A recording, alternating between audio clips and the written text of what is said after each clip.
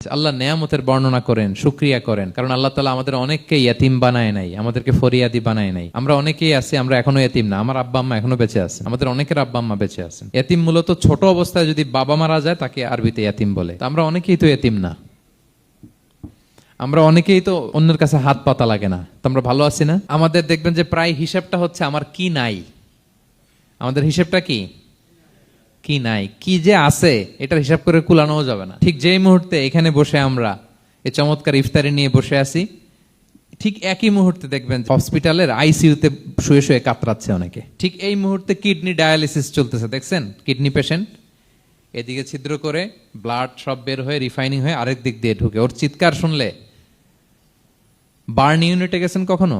আগুনে পোড়া রোগী, আপনার তো অনেক কিছু নাই, আমার এটা নাই ওইটা নেই, আল্লাহ এটা দিল না, এটা নিয়ে আসেন। আপনি বার্ন ইউনিটে একদিন যায়েন, তাহলে বুঝবেন যে আল্লাহ আপনার কত শান্তিতে রেখেছে। না খেয়ে কয় রাত কাটিয়েছি আমরা, বলেন তো?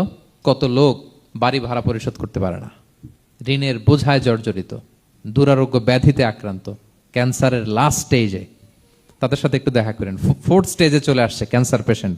তার চেহারা, তার খাবার, তার চলাফেরা, কিভাবে তার প্রতিটা সেকেন্ড কাটে, একটু দেখে আসবেন, তাইলে বুঝবেন যে কত আল্লাহর দেয়া নেয়ামতের সাগরে হাবুডুবু খাই আমরা।